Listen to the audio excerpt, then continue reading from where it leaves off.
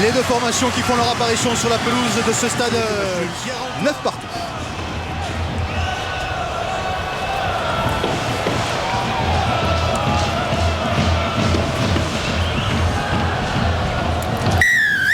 Le coup d'envoi de ce Castres Clermont donné par les... Alors qu'il manque un défenseur intérieur du côté de Montferrand puisqu'il n'y a pas de numéro 8. Touché. Top. Entrée. Allez, la mêlée Castres qui avance, qui part un petit peu en crabe. Mazoué qui va peut-être pouvoir ramasser ce ballon, aller marquer le premier essai de ce match. Le voilà, le premier essai de ce match en faveur de Castres. On disait qu'on n'avait pas trop vu Chris Mazoué, eh bien c'est lui qui marque le premier essai de cette rencontre, son 4e essai de la saison.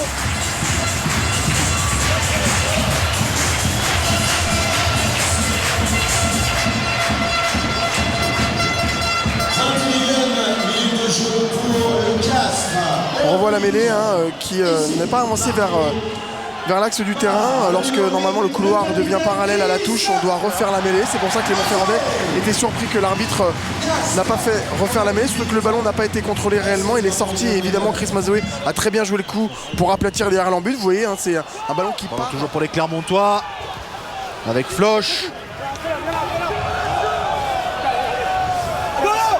Ramassé par Vermeulen qui reste debout, qui a le soutien de Polo. Placard. Bon, toujours pour les Clermontois, Vermeulen encore, qui part au ras.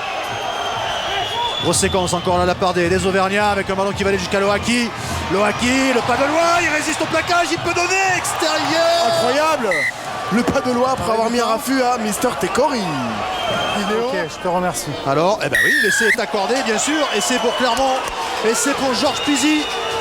Il lui aura fallu 32 minutes sous le maillot clermontois pour aller marquer son premier essai. Bonne recrue. Belle entrée. Vous voyez, physique avantageux. On revoit le bon, j'allais dire le bon ballon, non, le ballon que Marc-André n'a pas réussi à contrôler, ce qui a amené l'essai. Ensuite, Seigno pour la VA. Et là, vous allez voir, Loaki, raffut à Tekori, il passe les bras. Ballon pour Pizzi et un peu de C'était certainement touché. Une balle de match. Top. Entrée. Nouvelle mêlée. Allez, sortie. Alboui. Bernard qui peut donner à Tatoukou en avant. Il va rester. Pour Audrin qui va les marquer. Que dit l'arbitre? Essai accordé. Alors est-ce que la passe de Tatoukou n'était pas en avant pour Audrin? C'était limite. En tout cas, l'essai est accordé au Castres. Et c'est pour Johan Audrin. Castrin qui ont fait mine de jouer dans les 15 mètres puisqu'il y avait deux joueurs, Telet et Andreux. Et ils ont pris le large avec Tatoukou qui arrive à sortir les bras. C'est vrai que sur l'angle, on n'arrive pas forcément à voir s'il est en avant ou pas. Sauté pour Tatoukou. Il est arrivé sur les maisons à Castres. Il évoluait à Bayonne la saison dernière. Et il supplée de façon très convaincante à Cameron McIntyre. Diarra qui a failli transpercer la défense clermontoise mais qui perd le ballon ensuite récupéré par Debati qui passait par là. Et pénalité à nouveau pour Clermont. Placard bleu, monsieur. C'est joué rapidement par Seigno. Avec la VA, la longue passe jusqu'à Pizzi. Tatoukou était monté en pointe. Ballon toujours pour les Clermontois.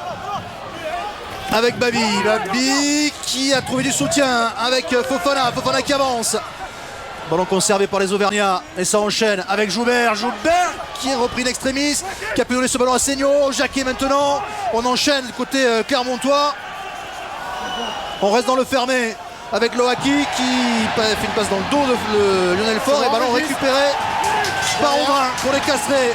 Alboui qui joue rapidement. Attention, il est tout seul. Et attention au rebond, Fofana qui sauve son équipe et qui relance. C'est un petit peu fou en ce moment. Weppener qui donne cette balle à Caballero. Ballon rendu au Castré. 3 turnovers en 20 secondes. Derrière. Et une chaussure de perdu. Et ça repart pour les Castrés avec Bernard, petit coup de pied dessus pour lui-même, intercepté par Loaki.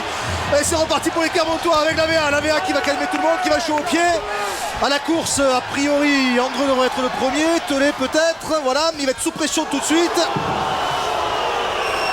Ballon ramassé par Albouy, sous pression. Ils sont 5 mètres devant leur ligne de leur but. Les Castrés, les Clermontois sont là pour mettre la pression. Ballon récupéré par Privat. Il va y avoir un essai.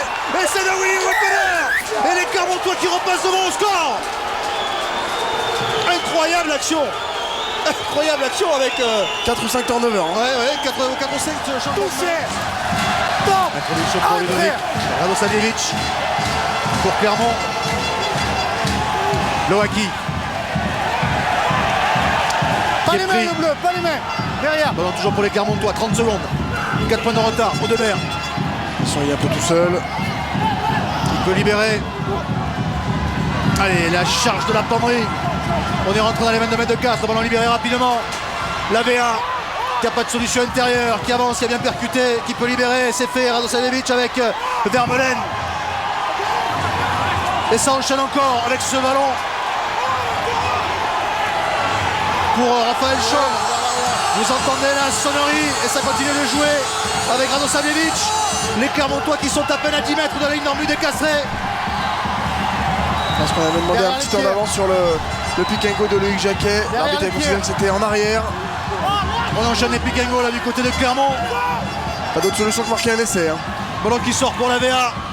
Fofana, la longue passe là-bas qui va arriver. Ça va aller au bout. Jusqu'à Pizzi qui te donne le dos de Babi. La déception de Verne Cotter.